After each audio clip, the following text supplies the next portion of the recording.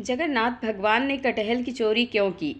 भगवान जगन्नाथ अपने भक्तों के प्रति बेहद दयालु और कृपालु हैं। उन्हें भक्त वत्सल भी कहा जाता है, जिसका अर्थ है कि वह अपने भक्तों से असीम प्रेम करते हैं और उनकी पुकार हमेशा सुनते हैं। वह अपने भक्तों के प्रेम के भूखे होते हैं, ना कि दिखावे या धन दौलत के। एक समय रघुदास नाम के भगवान रामचंद्र के एक महान भक्त थे। वह पुरी में जगन्नाथ मंदिर के सिंह द्वार के पास एक बड़ी छतरी के नीचे रहते थे। एक बार जब वह भगवान जगन्नाथ के दर्शन करने गए तो उन्होंने जगन्नाथ की बेदी पर राम, लक्ष्मण और सीता को देखा। उस दिन से उन्हें विश्वास हो गया कि भगवान जगन्नाथ भगवान रामचंद्र से भिन्न नहीं हैं। एक बार रघु ने भगवान जगन्नाथ के लिए एक अच्छी माला तैयार की और पुजारी को भगवान को चढ़ाने के लिए दी, लेकिन पुजारी इसे चढ़ाना नहीं चाहता था, क्योंकि रघु ने केले के पेड़ की छाल से बनी डोरी का इस्तेमाल किया था। उस समय जगन्नाथ के मंदिर में ऐसी चीज़ों का प्रयोग वर्जित था। रघु को बहुत दुख हुआ कि उनकी माला भगवान जगन्नाथ को नहीं चढ़ाई गई। वह बहुत उदास महसूस करते हुए मंदिर से बाहर चला गया। बाद में दिन में पुजारी शाम की आरती कर रहे थे। भगवान के शयन करने से पहले पुजारी उन्हें एक विशेष पोशाक पहनाते हैं, जिसे बड़ा श्रृंगार वेश कहा जाता है। भगवान को श्रृंगारित करने के बाद पुजारी ने उनके शरीर को फूलों से सजाना शुरू कर दिया, लेकिन उसे आश्चर्य हुआ कि उसने जो कुछ भी किया, भगवान के शरीर पर एक भी फूल नहीं बचा। भगवान किसी भी भूल को स्वीकार नहीं करेंगे। सभी पुजारी यह सोचकर बहुत चिंतित हो गए कि अवश्य ही उन्होंने कोई अपराध किया है, लेकिन यह क्या हो सकता था। उन सभी ने निर्णय लिया कि यह समझने की कोशिश करने के लिए कि उन्होंने क्या अपराध किया है, वे सभी मंदिर में सोएंगे और तब तक उपवास करेंगे जब तक भगवान उनके सपने में आकर उन्हें उनके अपराध के बारे में सूचित नहीं कर देते। निश्चित रूप से उसी रात भगवान जगन्नाथ मुख्य पुजारी के सपने में आए और उनसे कहा, मेरे भक्त रघुदास मेरे लिए एक फूल की माला लाए थे। उन्होंने इसे बहुत प्यार और भक्ति के साथ तैयार किया। आपने बाहरी विशेषता देखी, माला को उनको मुझे देने से मना कर दिया। आप देख नहीं सकते थे कि उन्होंने कितनी अच्छी माला तैयार की। उन्होंने इसे प्रेम और भक्ति से पिरोया। अब मेरा भक्त मेरी सेवा से वंचित होकर अपने घर में माला रखकर पड़ा हुआ है। उसके सामने माला पहनाओ। उसने कुछ भी नहीं खाया है और लगातार रो रहा है। वह अभी तक सोया नहीं है। जब तक मेरे भक्त की इच्छा पूरी नहीं हो जाती, मैं आपसे कोई माला कैसे स्वीकार कर सकता हूँ और शांति से सो सकता हूँ। तुरंत प्रधान पुजारी जाग गया और उसने अन्य पुजारियों को सारी बात बताई। तब वह सभी रघुदास के पास गए और अपना अपराध समझाया और उनसे अपनी माला भगवान जगन्नाथ को देने के लिए कहा। यह सुनकर रघुदास जी बहुत प्रसन्न हुए कि भगवान इतने दयालु हैं कि वह स्वयं उनकी माला स्वीकार करने की प्रतीक्षा कर रहे हैं। रघुदास जी परमानंद में थे। स्वयं भगवान जगन्नाथ ने रघुदास की सेवा की।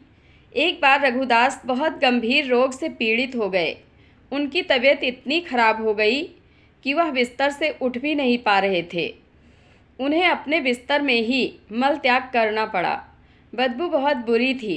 रघुदास जी बहुत बीमार होने के कारण खुद की मदद करने में असमर्थ होकर बेहोश हो गए। एक छोटा लड़का रघुदास की सेवा के लिए आ रहा था। उन्होंने अपने शरीर को साफ किया और चंदन लगाया और गंध को दूर करने और कमरे को शुद्ध करने के लिए अच्छी सुगंधित चीज़ें पेश की। जब रघु को होश आया तो उन्होंने पाया कि वह लड़का स्वयं भगवान जगन्नाथ थे। रघु ने भगवान जगन्नाथ से कहा, मेरे प्रिय भगवान, आप यहाँ क्या कर रहे हैं? मेरी यह निम्न सेवा करके आप मुझे अपराधी बना रहे हैं। मैं आपसे सेवा प्राप्त करके और अधिक पापी बन रहा हूँ। हे भगवान, आप बहुत दयालु हैं। आप ब्रह्मांड के स्वामी हैं। आप सब कुछ करने में सक्षम हैं। यदि आप चाहें तो आप मेरी बीमारी को आसानी से ठीक कर सकते हैं। मुझे ठीक करने के बजाय आप मेरी यह निम्न सेवा क्यों कर रहे हैं? भगवान ने उत्तर दिया, हाँ, मैं तुम्हें आसानी से ठीक कर सकता हूँ, लेकिन मैं चाहता हूँ कि तुम अपने सभी प्रारब्ध कर्मों से मुक्त हो जाओ, ताकि तुम इस जीवन के अंत में मेरे निवास पर वापस आ जाओ। तुम्हें यह भी जानना चाहिए कि जैसा कि मेरे भक्तों को मिलता है, मेरी सेवा करने से सुख मिलता है, मुझे भी अपने भक्तों की सेवा करने से सुख मिलता है। मैं सदैव आपकी सेवा करना चाहता हूँ। मुझ में और मेरे भक्त में कोई अंतर नहीं है। इस प्रकार भगवान और रघु के बीच बहुत घनिष्ठ संबंध थे। रघु बहुत सरल थे और उनका स्वभाव एक छोटे लड़के जैसा था। भगवान जगन्नाथ के साथ उनके संबंध बहुत मैत्रीपूर्ण थे। कभी कभी भगवान एक लड़के के रूप में उनके पास आते थे और वे दोनों एक साथ खेलते थे। यह सामान्यतः लोगों को ज्ञात था कि भगवान रघु के साथ खेलने के लिए उनके पास आए थे। सभी लोग रघु का आदर करते थे। वह बहुत प्रसिद्ध थे और लोगों के बीच भगवान जगन्नाथ के मित्र के रूप में जाने जाते थे। बगीचे से कटहल चुराना। एक बार जगन्नाथ रघु के पास आए और उससे कहा कि वह राजा के बगीचे से कटहल चुराने के लिए उनके साथ चलें। रघु ने कहा, तुम कटहल क्यों चुराना चाहते हो? यदि तुम्हें कटहल खाने की इच्छा है तो मुझे बताओ और मैं तुम्हारे लिए एक अच्छा कटहल लाऊंगा।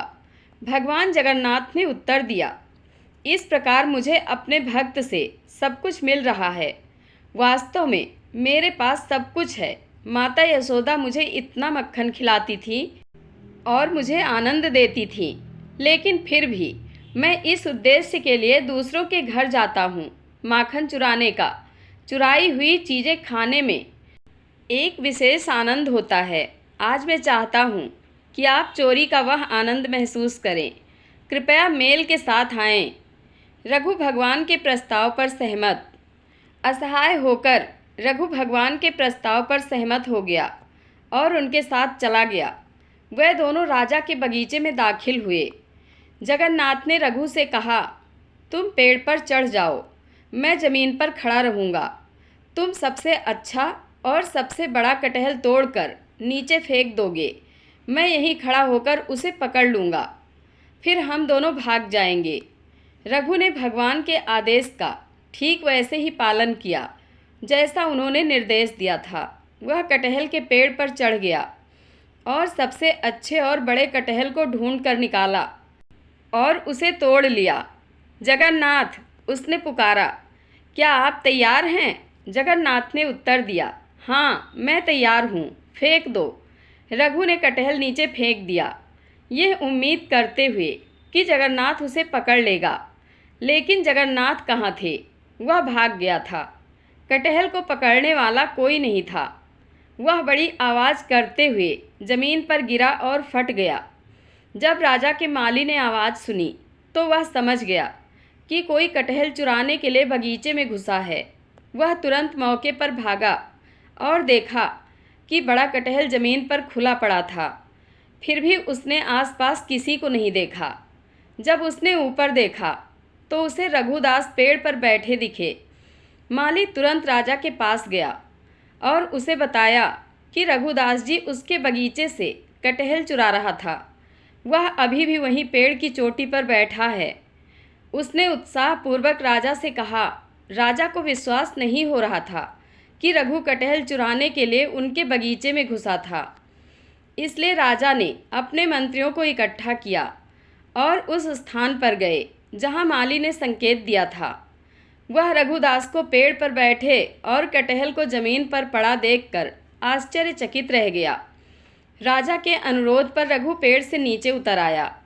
राजा ने रघु से पूछा, मेरे प्रिय प्रभु, यदि तुम कटहल खाना चाहते थे तो आधी रात को मेरे बगीचे में आकर पेड़ पर चढ़ने की परेशानी क्यों उठा रहे हो? तुम मुझे बता सकते थे।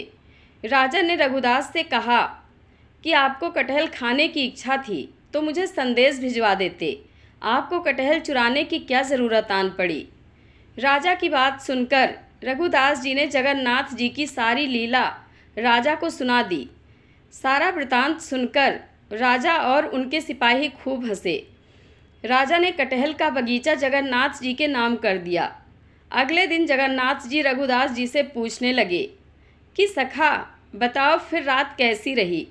रघुदास जी कहने लगे कि आप तो वहाँ से खाली हाथ लौट कर आ गए, लेकिन मुझे देखो, मैं पूरा बगीचा ही आपके नाम लिखवा कर लाया हूँ।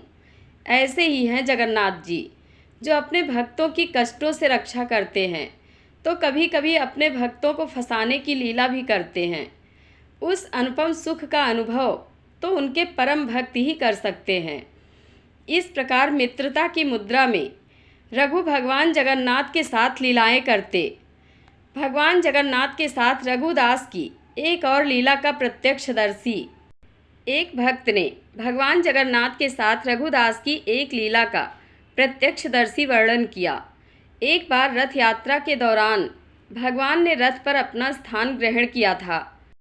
राजा द्वारा सड़क साफ करने के बाद रथ चलने के लिए तैयार था। हजारों लोगों ने रस्सी खींची, लेकिन रथ आगे नहीं बढ़ा। स्थिति को देखते हुए ब्रिटिश सहेवा ने रथ को खींचने के लिए एक शक्तिशाली हाथी की व्यवस्था की, फिर भी रथ नहीं हिलेगा।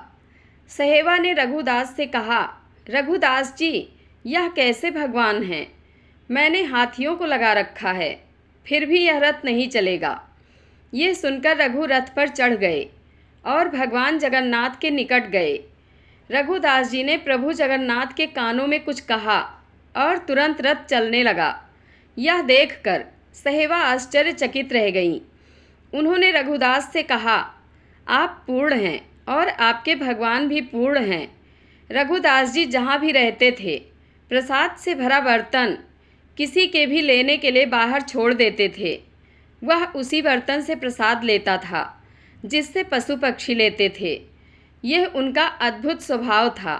यह भगवान जगन्नाथ को बहुत प्रिय थे।